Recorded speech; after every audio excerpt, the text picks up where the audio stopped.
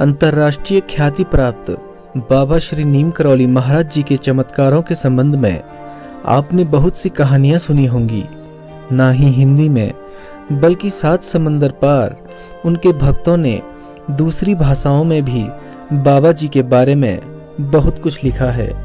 Google पर search करते ही videos और इमेजेस से लेकर उनके चमत्कारों के किस्से और कहानियां भरे पड़े हैं। लेकिन आज मैं आपको जिन प्रसंगों के बारे में बताने का प्रयास कर रहा हूं, वे सुनी सुनाई नहीं हैं, बल्कि खुद उनके भक्तों की आंखों देखी घटनाएं हैं, जिन पर आज तक किसी ने प्रकाश नहीं डाला।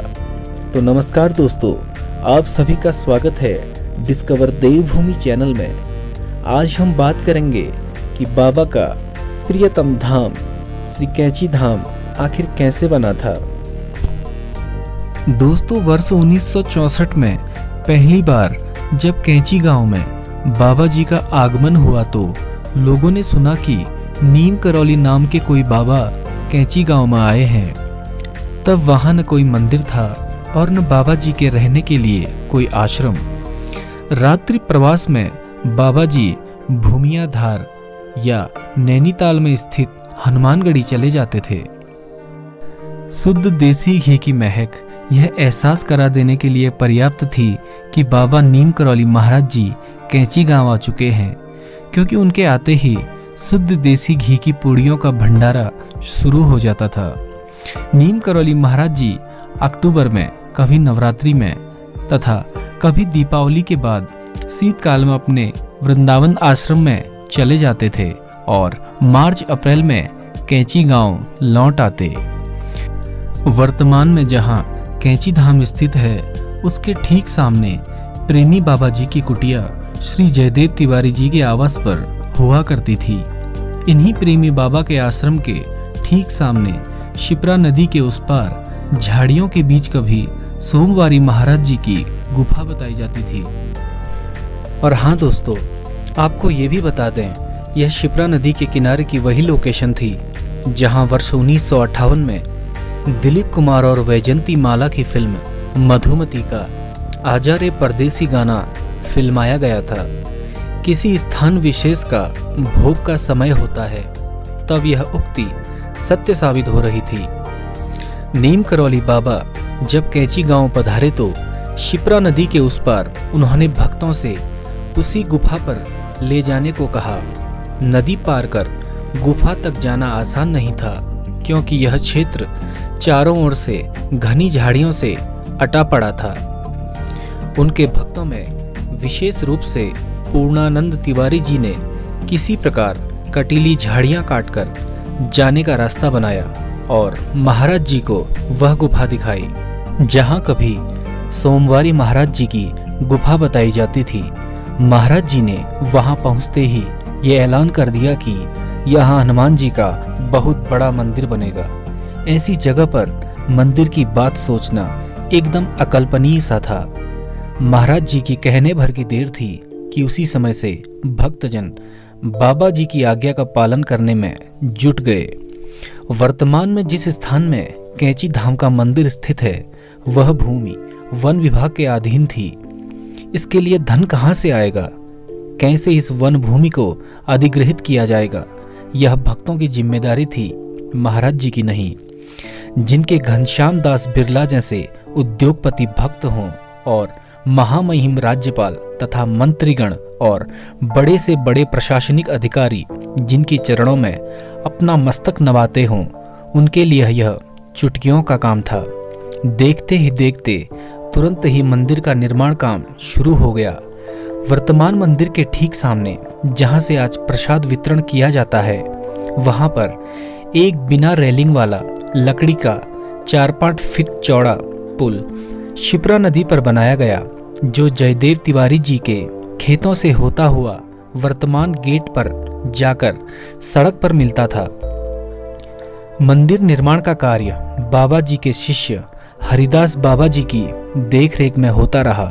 हरिदास बाबा, जिनका पूरा नाम हरिदत्त कर्नाटक था, 26 मार्च 1923 को अल्मोड़ा में जन्मे थे। बाबा हरिदास जी ने आरंभिक कई वर्षों तक कैंची धाम के निर्माण कार्यों की देखरेख की। वे नित्य नैनीताल से आते थे और शाम को काम देखने के बाद नैनीताल अथवा भूमियादार बस से ही लौट जाया करते थे। हरिदास जी हमेशा मौन धारण किए रहते थे तथा अपने सारे निर्देश और बातों को स्लेट पर लिखकर लोगों को बताते थे। लोग बताते थे कि प्रारंभ में क्रोधी स्वभाव होने के कारण बाबा नीम करौली महाराज जी ने उन्हें मौन धारण करने का आदेश दिया। इसके बाद उन्होंने आजीवन मौन का पालन किया। कब विभाग से भूमि मंदिर के लिए अधिग्रहित की गई और कब इतने दुर्गम बड़े भूखंड पर हनुमान मंदिर बना, जैसे चुटकियों में सब हो गया।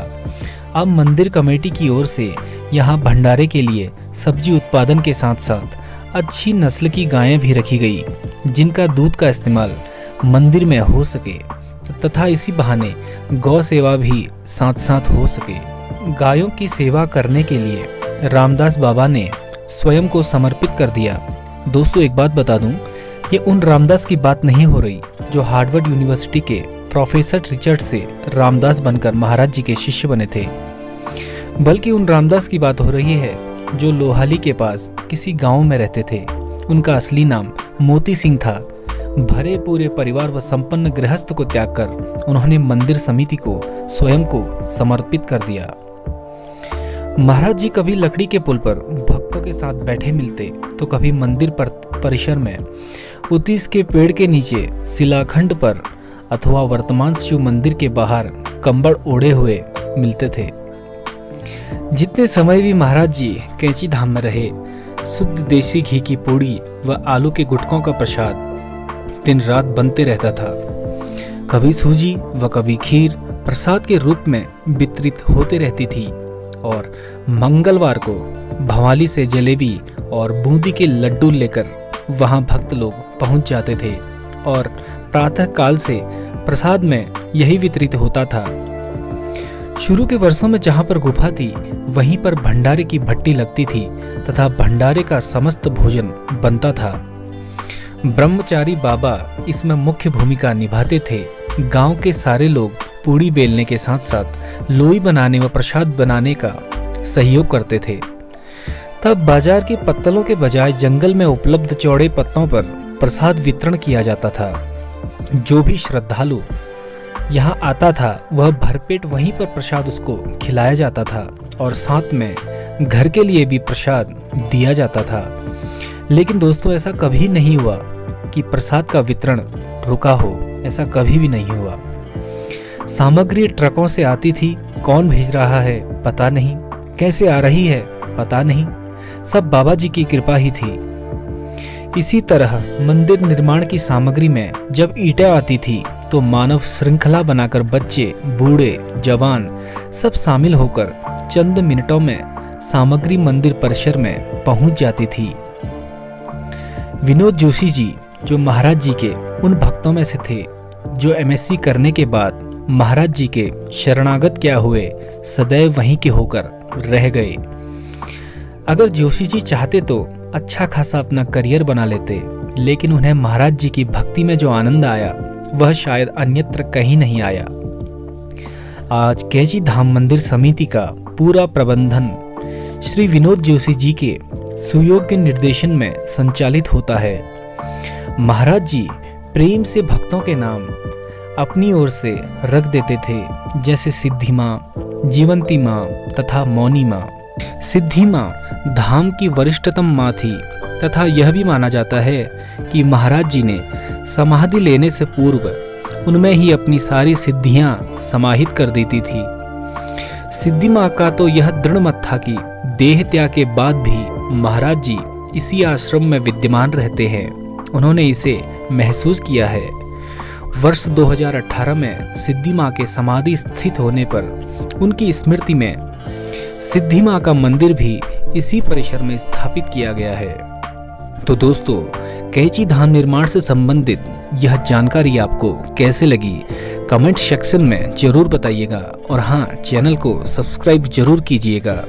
तो दोस्तों, मिलते हैं अगली वीडियो में, तब तक के लिए नमस्कार।